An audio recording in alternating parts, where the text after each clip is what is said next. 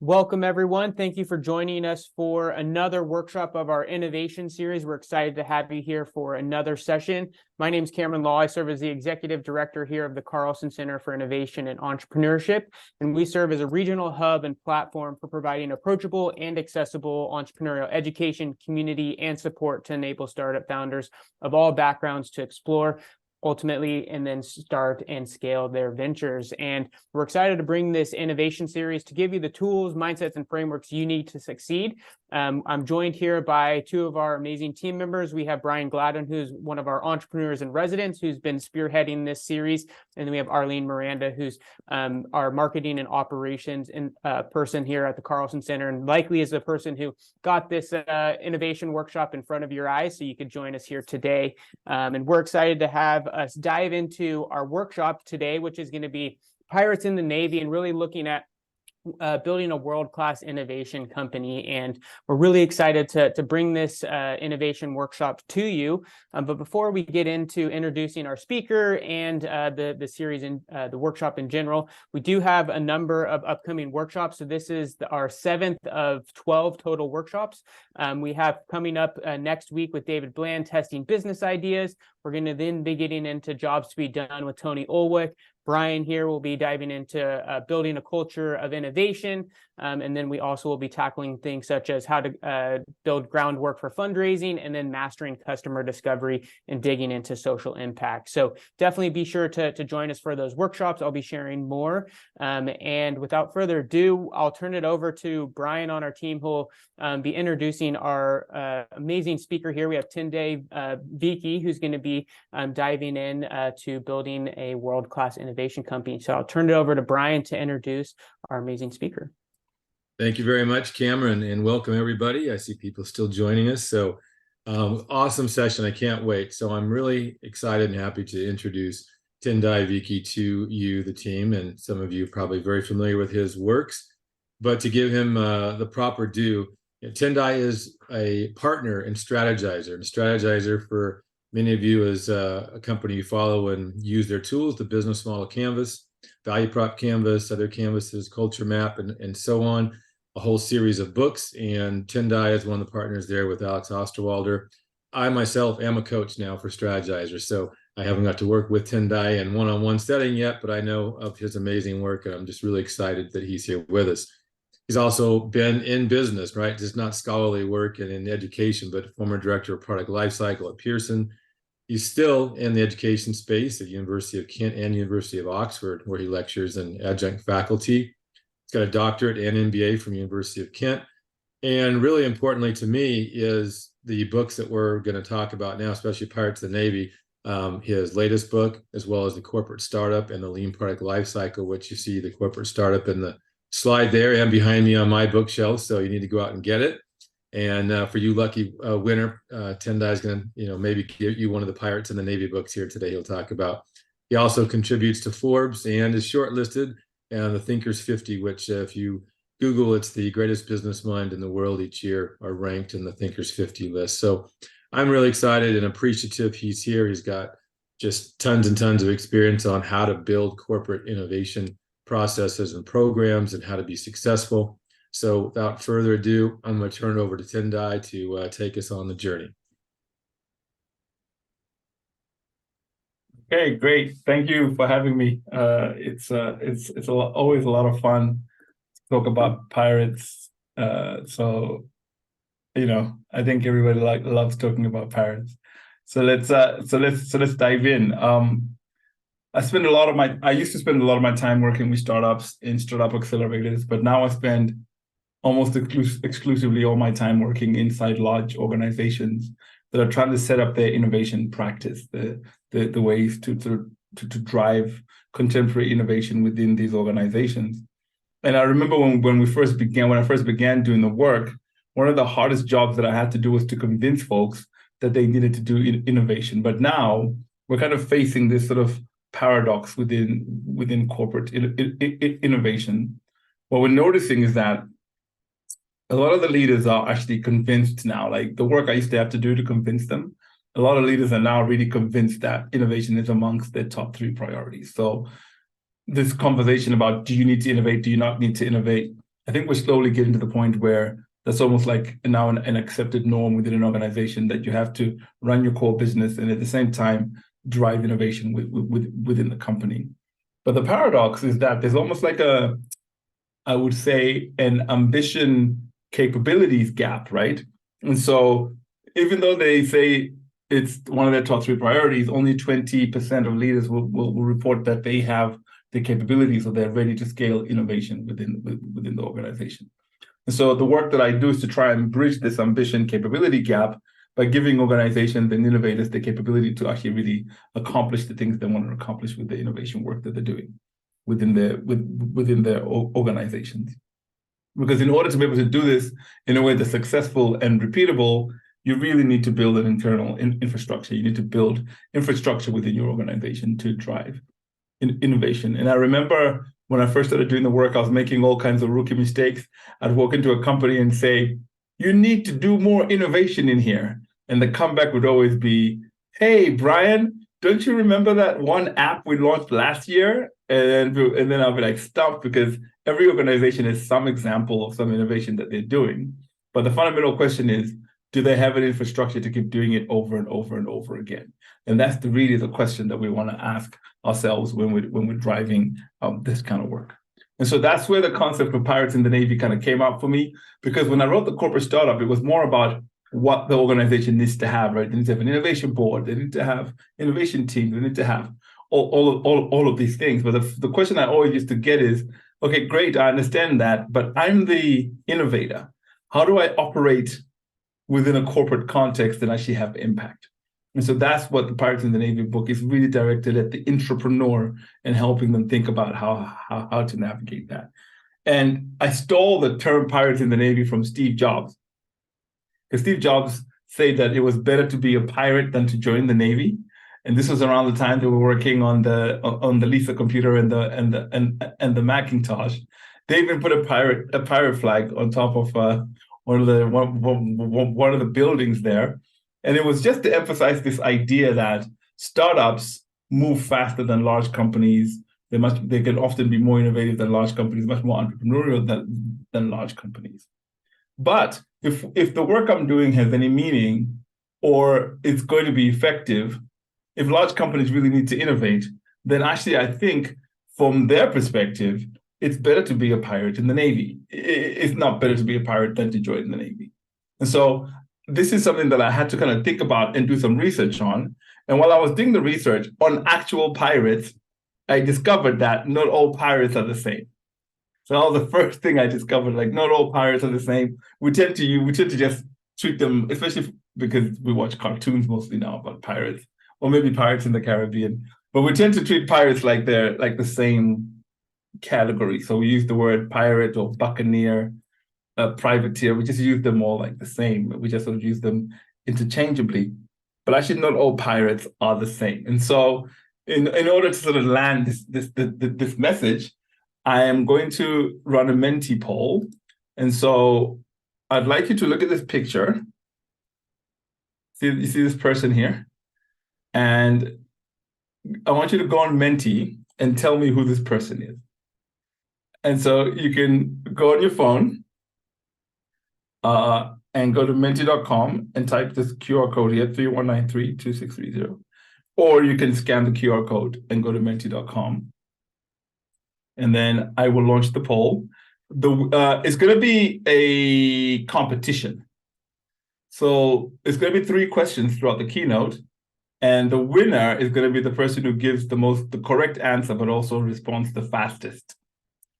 And at the end of the whole keynote, the winner will get a copy of Pirates in the Navy. So that's what they'll do.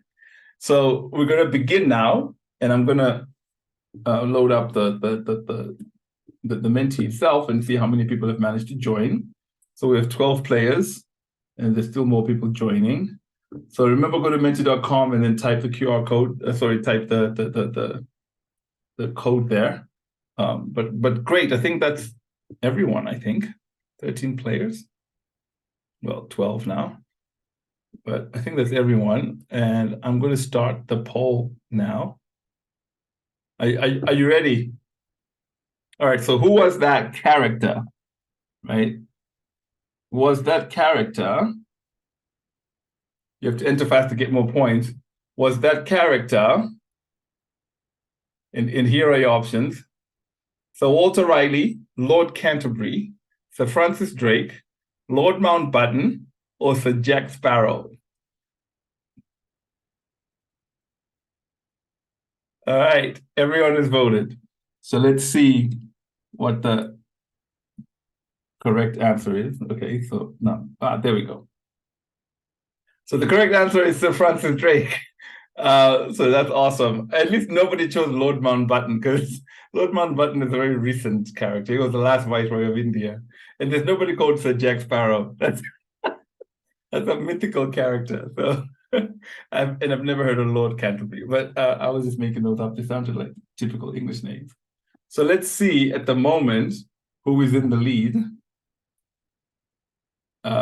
so far. All right. So right now we have, who's Irish? We don't know who Irish is? No? You can throw in the chat if you don't have access to. Yeah, you can just microphone.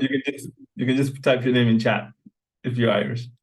You can also just claim to be Irish if Irish won't claim. Hello. All right, good. Congratulations, Maria. You answered the fastest. The real question is, how did you know? But that's the real question, but we can have a conversation about that later. And so why am I showing you pictures of Sir Francis Drake, right? Well, Sir Francis Drake, was a pirate, but he was also known as Queen Elizabeth's pirate. And the reason why he was known as Queen Elizabeth's pirate was because rather than just being a pirate, he was something we call a privateer, which is a pirate that's working on behalf of a particular institution. And he was working for the English crown. And he was tasked with a specific task of attacking and looting Spanish ships. And so you can see that even though they're a pirate, they're attached to an institution, and the work they're doing is recognized and celebrated by that institution. So a privateer is different from from just a pirate who is just a person who's roaming the high seas, breaking the law, right, unaffiliated to anything. That's a way to live life for sure, probably more fun, but it's not a way to build successful, repeatable success. And so that's why we make this distinction between a pirate and a privateer. And we take that distinction between a privateer and a pirate, and we apply it to the corporate innovation context. And we start having a conversation about how this applies to how you do leadership, your status, your resources, and some of your projects. So if you think about leaders, if you're just a pirate, they don't care about your work. In fact, you're a problem. If you become successful, you're actually a problem. But if you're a privateer, because they're the ones that have initiated the work, then they're fully invested in your success. In terms of your status, if you are a pirate, you don't have very high status. In fact, your status is quite low. And if you're successful, that's not celebrated. But if you're a privateer, your success is very high. You might even get knighted and become Sir Francis Drake, depending on how well you're working within that organization. In terms of resources, if you're just a pirate, or your resources are inconsistent and likely to be cut. But if you're a privateer, your resources are consistent and actually likely to be increased. And then finally, in terms of your projects, you need to really hide your projects if you're a pirate.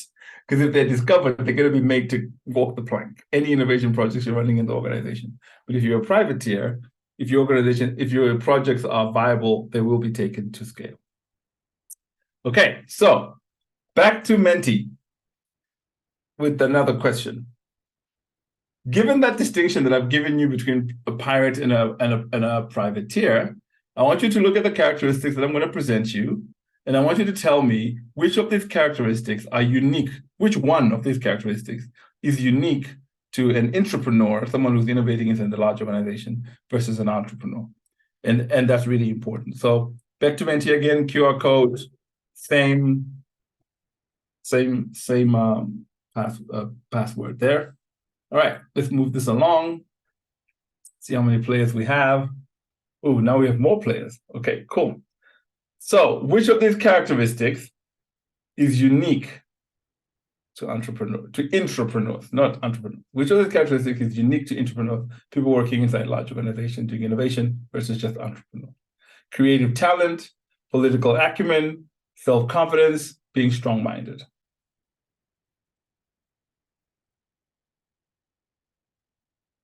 All right, everyone has voted.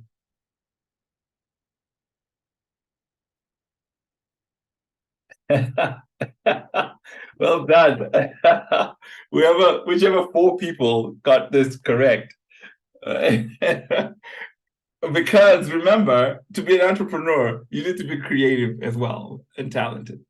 You need to have some level of self-confidence, whether or not you're an entrepreneur, and you need to be strong-minded. Nobody chose that. But the thing that makes an entrepreneur unique is they need to be able to work corporate politics. Otherwise, they're not going to survive. That is pretty much the thing that distinguishes a privateer from just a pirate. So having political acumen is really important because you need to be able to build relationships. Relationship building is the secret superpower of the entrepreneur. You know, when you watch NFL, which is about to start on tomorrow, tomorrow. So when you watch the NFL, right, you see these like linemen, and they're like huge people, right? But their feet move like ballet dancers. And you're like, how does that guy at that size have feet that are that nimble? And that's the contradiction you need in an entrepreneur, which is this ability to be creative and inventive and kind of maverick, but at the same time, be able to build relationships with people inside the organization with MBA. Right? If you don't have that ability, it's difficult for you to navigate, because inside an established company, almost by definition, no single person or even a single group could alone create an innovation. It's just too involved. You need other people that are just not the entrepreneur to get involved in driving the innovation process. Okay, cool. So how do we do that? And I have 2 things that I'm always coaching entrepreneurs on. One is you have to be authentic in your practice, and the other one is how to build relationships. So those are 2 things I'm going to cover now at this point of the talk. So what do we mean by authentic practice? We don't want you to be engaged in innovation theater. A lot of innovation teams that I work with are engaged in what we call innovation theater. And I love this poster because it says innovation theater starring ideation tool. It's like the most hilarious sort of poster I've ever seen. I kind of found it online.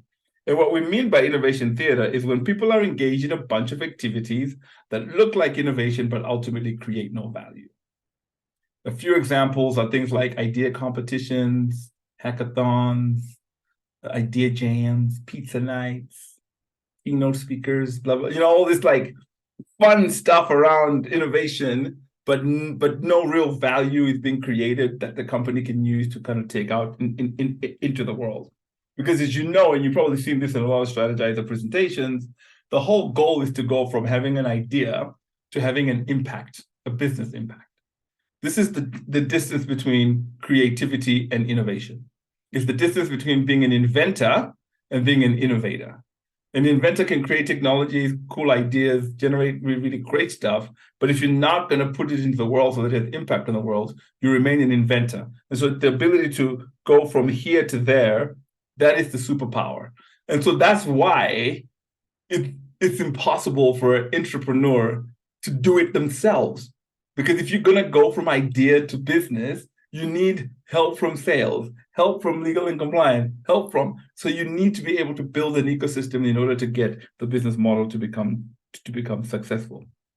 And so, what we coach folks is having a cool technology is not the same thing as having a value proposition.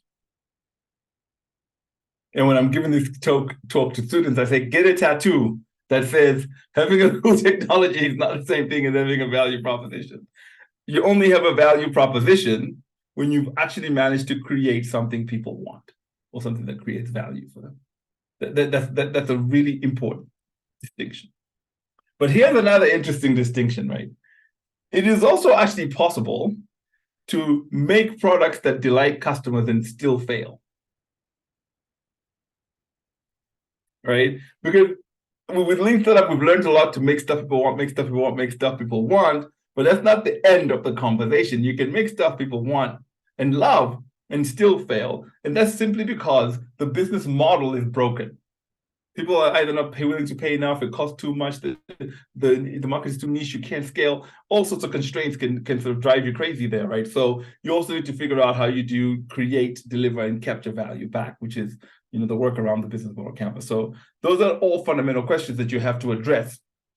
And it's really important that people really grab this notion that successful innovation is this combination of having a really great idea, customer value, and business model. I've walked into places where I'm walking to the innovation lab, and the innovation lab is being threatened with budget cuts. And I say, okay, and then they bring me in, they're like, let's have a conversation, what's been happening? And then they start telling me what's been happening. And they've literally spent the last 2-3 years spinning here. This is where they've been spinning. Nobody has been out to talk to customers. Nobody has been out to do business model testing. Right. And so this is a problem that we really have to solve, because if our innovation labs or our entrepreneurship doesn't create value, then leaders are not going to be able to fund it or keep it going, right? So we need to stop spinning on the creative ideas dimension. We have to be authentic in our pursuit of creating value. That's the first authentic thing that we need to bring to our practice. And one of my favorite examples, because sometimes when I'm working with entrepreneurs, they always ask me, so how do I get started? How do I get started? And I often say to them, don't even try and do something cool.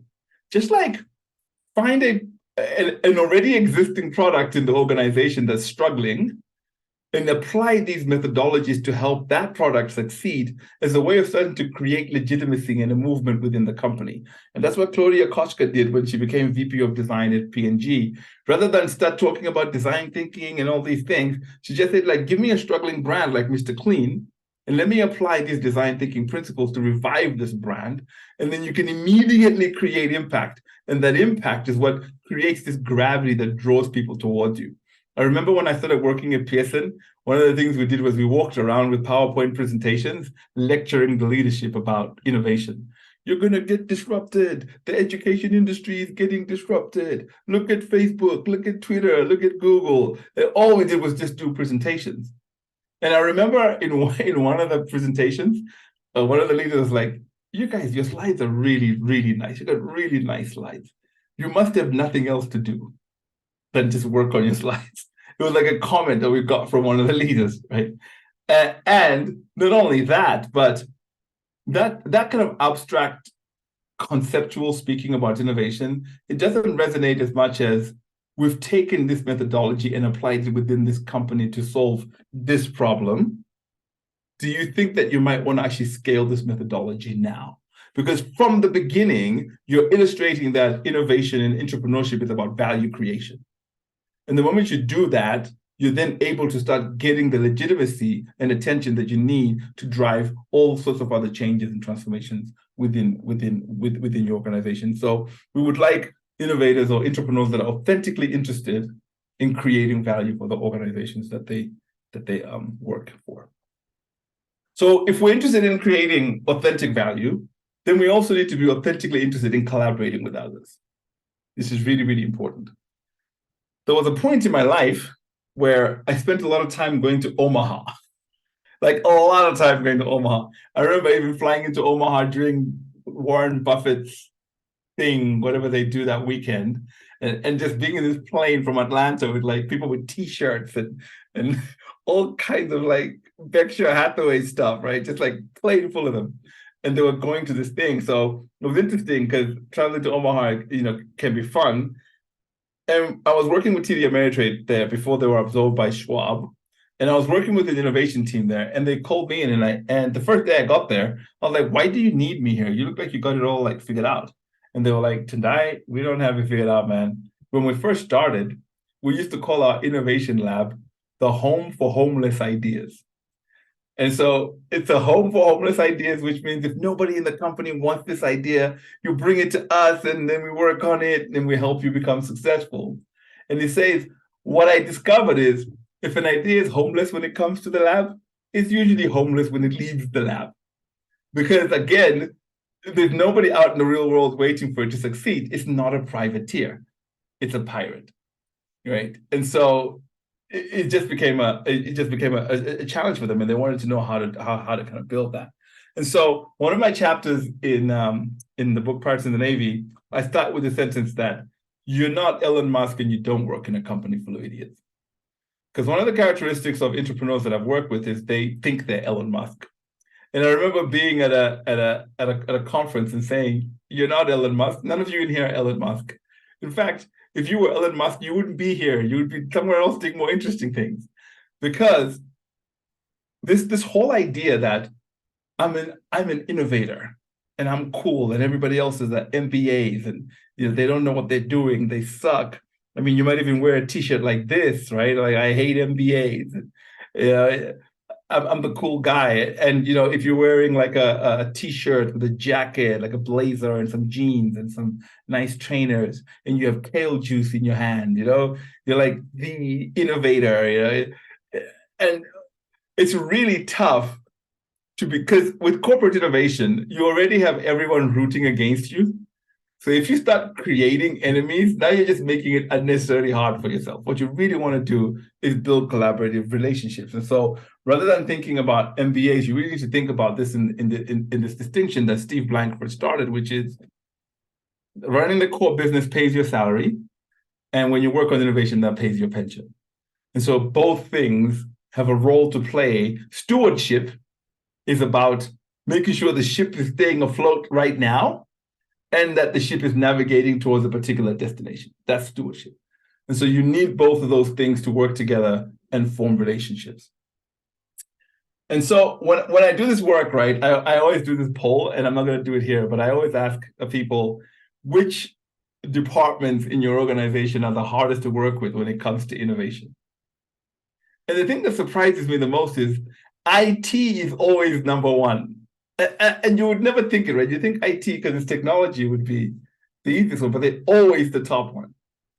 And it kind of makes sense, I guess, if you're working on some application and they won't let you build it except in their little technology space. And then it's like, okay, well, when do I get to build it? Like, well, put your thing in the backlog, and then you have to wait 6 months to build. So IT is like one of the biggest blockers. And then the other one is legal and compliance or procurement, things around legal compliance and procurement. But what we've actually learned is you can actually work with legal and compliance to drive innovation within a large organization. Rather than treat these people as enemies that you need to avoid and get around, the folks at Bayer actually decided, and this is a decision that every innovator has to make, by the way. You are either going to work on your project and try and navigate it through politics, or you're going to use your project as a way to create pathways for future innovators to do work. So if you run into a barrier, you have a choice. The first choice is to navigate your own project through the barrier and then leave the barrier standing. Or you can take a moment to say, what if this barrier didn't exist? What would need to be in its place? And that's what happened with Bayer, because they realized that when they were running the accelerator program, the innovation teams were bumping into the same barriers with legal and compliance all the time. And so Ulid Ujeda and also Henning Trill, who were running this, decided that they were going to do a full-day workshop with legal and compliance. And they wanted to streamline a process. They wanted to create a fast track for innovation. Sorry, let me just go back. They wanted to create a fast track for innovation. There is a legitimate pathway created by the legal and compliance team that would run within the company every time there was innovation. So they worked with it to develop requirements for their catalysts. And I did the same thing when I was working with a company in Germany, a financial company. We went with legal. We brought in the chief legal person. I forget the chief general counsel. I think that was their name, plus their team. And we said, listen, what are all the requirements that you need before you let an application go out into the world, a financial application go out into the customers? And we said, let's put one requirement per sticky note. So they put all their requirements, one on each sticky. And then we say to them, okay, now let's explain to you our process. First, we just talk to customers to find out if they have a need. which of these requirements apply to just talking to customers? And they went, oh, okay, if you're just talking to customers, then you only need this one requirement and maybe this one. Then we said, okay, what if you're making like paper prototypes and maybe digital prototypes and you're testing those? Which of these requirements apply? And we just kept doing that until we had mapped out the whole process. And then we said, okay, so can we actually now formalize this into a one-page document that teams can actually use to drive innovation within the organization through legal and compliance? And they were really pleased with this process because it was the first time they'd ever been included in designing an innovation process within their organization. And so what I would say to you is, this is Obi Darling. He's the former GM of Nike Plus. You know, they came up with the fuel band products and all those. And he says, like, when you work for a large company, you need to spend a lot of time lining up the cannons, right? You need to line up the finance cannon, the marketing cannon, the sales cannon. And you really need to make sure that some of the cannons are not pointing at you, because of course you have some cannons that are pointing at you. Turn them around and point them out to the world. But it says once you finish lining them up, when they go off with a big bang. And the reason why this is true is because large companies have specific advantages that startups don't have. And the way to understand it in simple language is startups have the advantage of starting. It's very easy to start things when you're in a startup. It's harder to scale things. Whereas in large organizations, it's hard to get started. But if you do get started and you become successful in lighting up the cannons, you can leverage the advantages of being in a large organization, access to customers, access to market, access to talent, brand, right? To actually drive the innovations that you're actually doing. So if you're an innovator working inside a large organization and you don't build relationships, you're like what Alex Osterwalder calls a startup in chains. You don't have the advantages of being a startup because you can't just start, but you also don't have the advantages of being in a large organization because you don't have any relationships. So if you're going to be driving innovation inside the large organizations, authentic collaboration becomes really, really, really, really important. So, and that's how you leverage the advantages.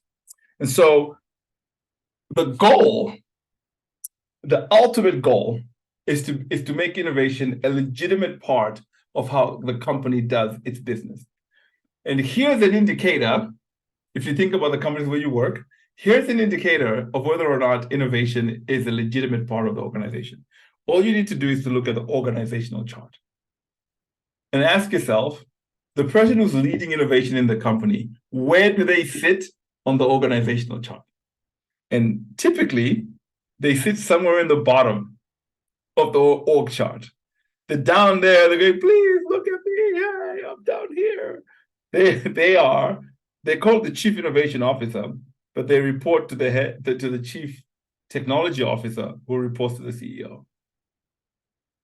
I've even seen some people who are called head of innovation, who are down here reporting to the head of marketing, who reports to the head of sales, who reports to the CEO, right?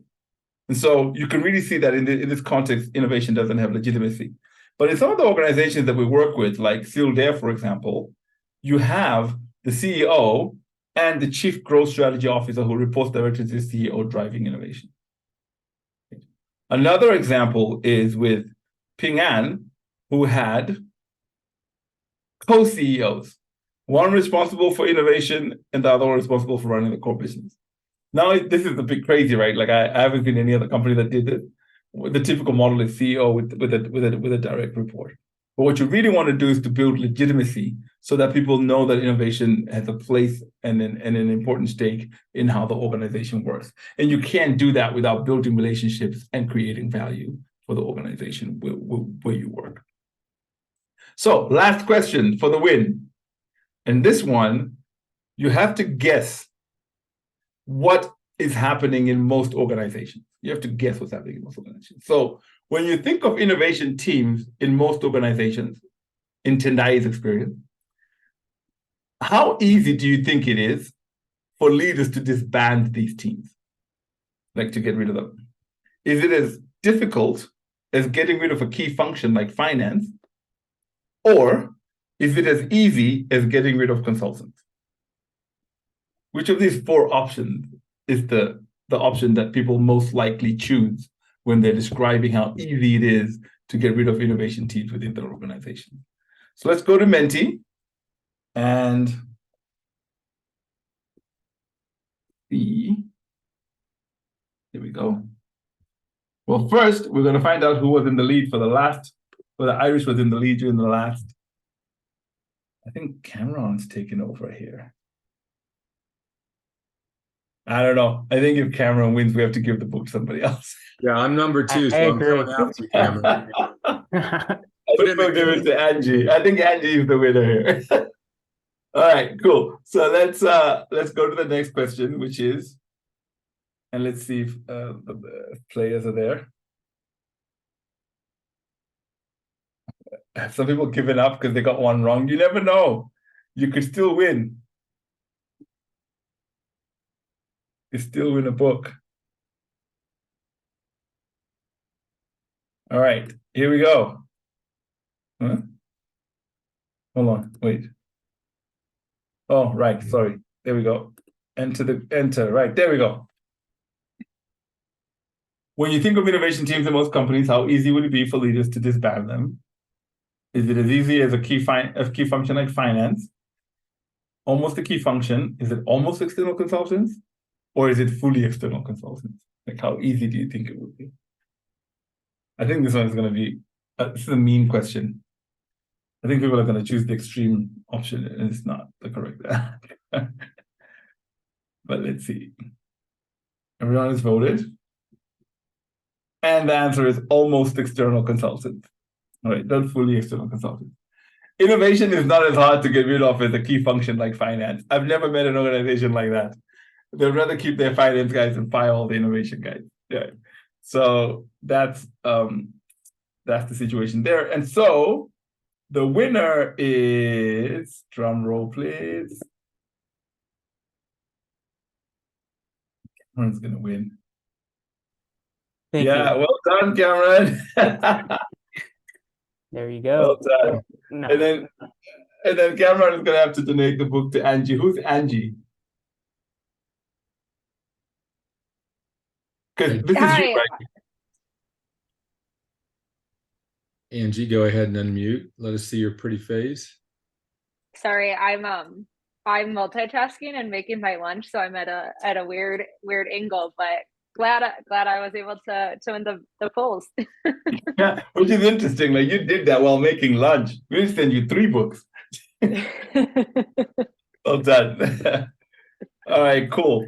So thank you, everyone. Just to kind of wrap up, this is what we typically find, right? A lot of people will say innovation is almost like external consultants, the way they're treated in most large organizations. And so we really need to think about making innovation a much more legitimate practice. So what does a world-class entrepreneur look like? To wrap up, combining all the concepts that we spoke about today. Well, they have undeniable creative and entrepreneurial energy. There's no way you can do it otherwise. Like, you need to be passionate about it. Being creative and being inventive and being innovative, that's something you need to bring to the table. But you also have to be unmovable in your focus on creating value for your organization. And then finally, you need to be unrelenting when you're building relationships. The ability to do all of these things is really what makes you a pirate in the Navy, right? Without that combination, you're not going to be successful as a pirate in the Navy. So thank you very much. We open the questions now from the audience. Awesome stuff. Thank you, Tendayi. All right. I know there's got to be some questions, so put them in the chat, or you can raise your hand and I will find you.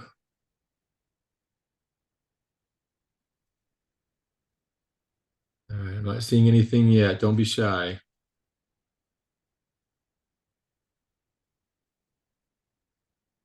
Oh, hi, please. Alicia, I hear you. You have a question? Oh, yeah, thank you. Please excuse me, I was unable to join earlier today. So, I'm quite impressed at what I've been able to watch. I would like to know if I may have an opportunity to rewatch this again if there's a replay link later. Oh, thank you ever so much. Sometimes I was impressed by the last slide, and this is what I've been doing here. The thing is that I live in Argentina, and it's like I have quite innovative ideas, and I think that I was brought up like with a British and European mind, and I have a question. I'm trying to solve this cultural issue. Although I'm a true believer in diversity, equity, inclusion, accessibility, and the power of AI in our lives, in our personal and professional lives, I can hardly wait to try to implement and to watch this masterclass at a later stage in the week or in the next fortnight. So as a final, like the most important takeaway from the audience, what if what would be, or like a phrase, or from yourself, Mr. Brian Gladden, what would it be? Just for me to take and to wait patiently until your email, because I'm quite excited at the content.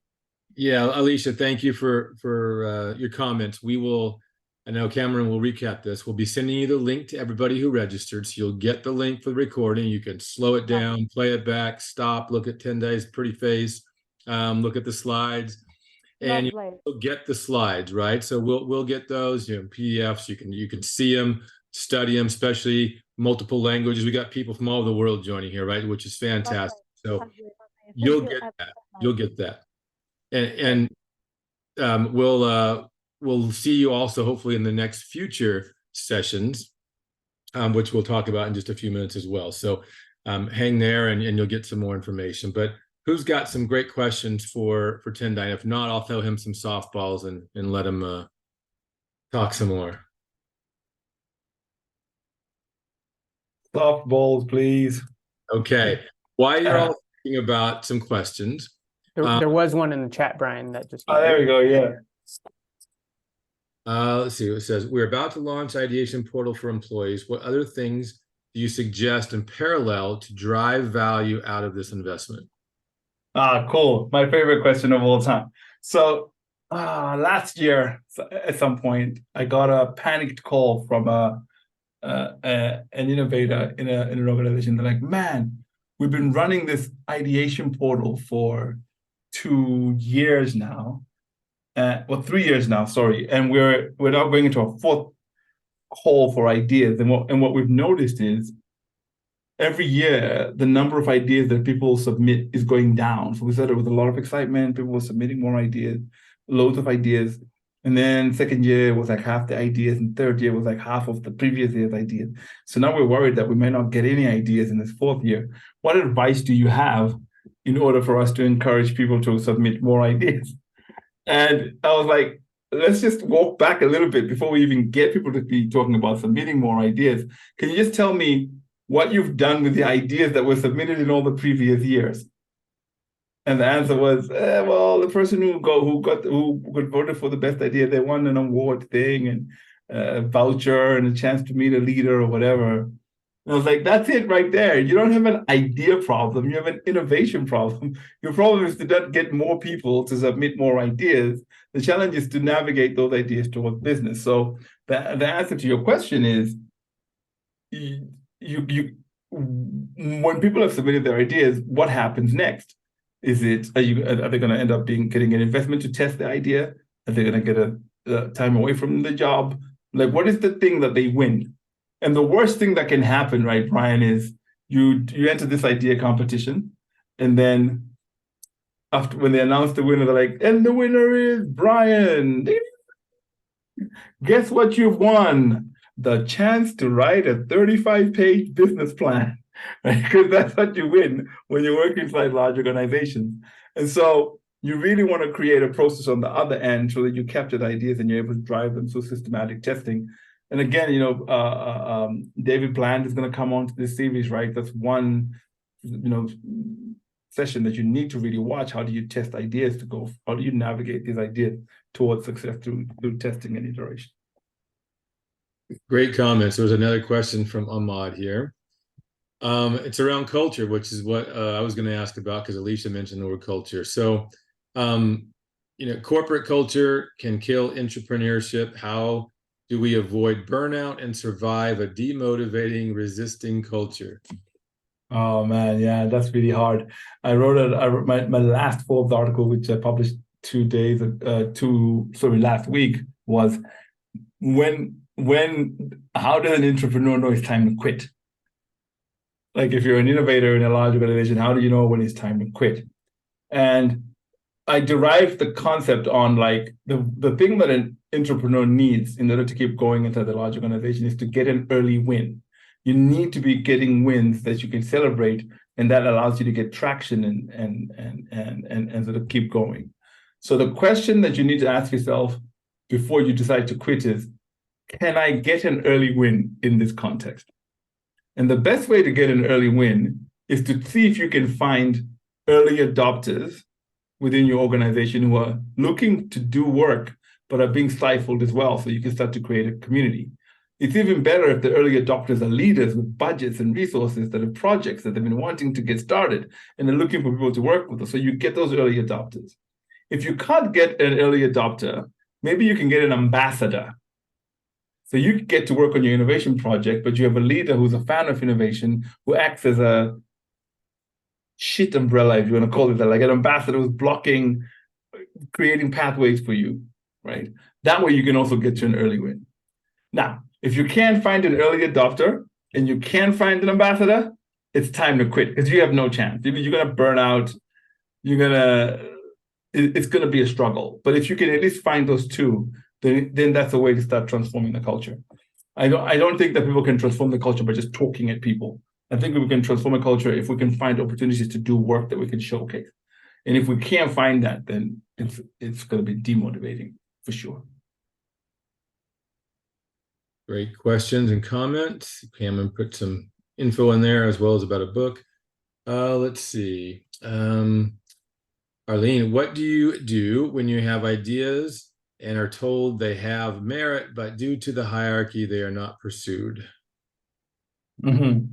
Yeah. If you can't find an early adopter or an ambassador, you quit. You go to another place, get a new job, right? Because you have to find a way of being allowed, of getting permission to start to do the work. And so, Aline, can I ask you a question, right? Just back to you. I can see your emoji there. It's kind of funny. Have you ever done any work to find early adopter leaders who are interested in innovation? Yes, but not directly, as I don't have the access. So you're dependent on funneling through the person that you would hope would be your advocate. Yeah, I think typically the person you hope would be your advocate is not your advocate, because the person you hope to be your advocate can't be your advocate because their boss wants them to hit certain goals and you're the vehicle to help them hit those goals. So they won't let you break away from that plan. So they're getting pressure from somewhere else and then they're putting the pressure on you. So that's a really hard one. So it's often easier to find an ambassador or an advocate or a supporter, so somebody who's not so intimately connected to the work that you're doing. And so I often say, like, the first thing that anybody who's really interested in being an entrepreneur should begin with is just discovery, finding out, like, where are all the landmines? Has anybody ever tried this before? Where are all the barriers? Are there any leaders who are interested in innovators and are looking to try this out? And you typically find one or two early adopters, and then you can start doing that. But it would be work on the side at the beginning. It wouldn't be part of your full-time role. Right. And that alludes to really feeling like you're being told to stay in your lane. Yes. No, I mean, if I'm running a company, I'd prefer it if you stayed in your lane, because then things get done. And so it's about balancing those two things, staying in your lane and stepping out of your lane a little bit and having some coverage while you do that. Right? Okay, thank you. Yes. Good comments. Any other questions here? Don't be shy. Put them in there. And I'll throw one last softball since we're really on this idea of culture. And if you read the book Pirates in the Navy or the Strategizer books, and the tools and mindset that we have when we coach companies, especially talking about corporate innovation, a lot of this goes back to the vision and purpose of the company, right? What are the strategic priorities? And Tendayi talked about that in the book, and so does Alex, and the tools. And it's really difficult you can't just change a culture overnight, but if you can tie these innovation ideas to the strategic priorities of the CEO or the GM of that department, what they're measuring and monitoring that's important to them now, this is where you start to make some headway. So I'll throw you that softball, Tendayi, maybe talk a little bit about strategic priorities and corporate vision and tying into the innovation. Yeah, so that's also a really foundational thing. I remember I was working with an innovation lab in South Africa, and they had 14 ideas, really great ideas. Customers were hankering for these ideas, but they couldn't find any support from the corporate mothership to scale these ideas. And they were surprised. Like, why would the company not want to make more money? And when you actually look at their ideas, they weren't aligned to any of the strategic goals that any of the leaders in the company had. And so it's impossible to be successful as an innovator if you're not strategically aligned to the company that you're working with. That you will be able to start, but you won't find anybody to then give you that extra step to scale the idea. And so you do need that strategic alignment. Strategic alignment is really, really important. And it's another way of finding allies and finding early adopters. Again, this, making sure that you've got the strategic alignment. Sure. Any new questions there? And if not, we're probably right on time. I'll throw it over to you, Cameron, for some announcements, which are great, compliment to what Tendayi has talked about today. And then we'll wrap up with a big thank you. So go ahead, Cameron. Awesome. Well, thank you, Tendayi, for the time today. Definitely learned some new things, and happy to take the leaderboard, but got the book already. So excited for that. But I really liked the distinction between the pirate and the privateer. I think that was a really key thing that stood out to me, and just really great insights and kind of thinking entrepreneurially. In terms of kind of next steps for you all, I did throw in the chat, and I'll throw it in again. We do have about 5 or 6 more workshops across the innovation series. So that first link will take you to our website where you can learn more and sign up for those sessions. As you heard, next week we'll have David Bland, who's also part of the Strategizer team, which we'll be talking about testing business ideas, which is a great add-on from our conversation today. So when you get those ideas, how can you actually do the testing to bring them to fruition and understand the value associated with them? And then we do have a feedback form where we'd love to hear your feedback for our session here and get some insights from all of you, so we can continue to grow and improve our offering. Be sure to sign up for future sessions, and just want to say thank you for being here, being innovators, and trying to create value for those in your teams and or people out in the community. And we will be sharing the recording with this session, so do keep an eye out for that. That'll either come later today or sometime tomorrow, and don't hesitate to reach out to us if you have any questions. But thank you again, Tendayi, and thank you, Brian, for helping lead this effort, and we look forward to seeing you at our next session next week. Yeah, please, everyone, give a big clap, unmute, waves, emojis to Tendayi for being here from all the way from Zimbabwe. So awesome. And we appreciate everything you've done and look forward to continue to collaborate. So we'll talk soon. The rest of you, go off and be privateers and innovate. So good luck, and we'll talk to you guys soon. Cool. Thank you, Brian. Bye. All right. Thank Bye, you. everybody.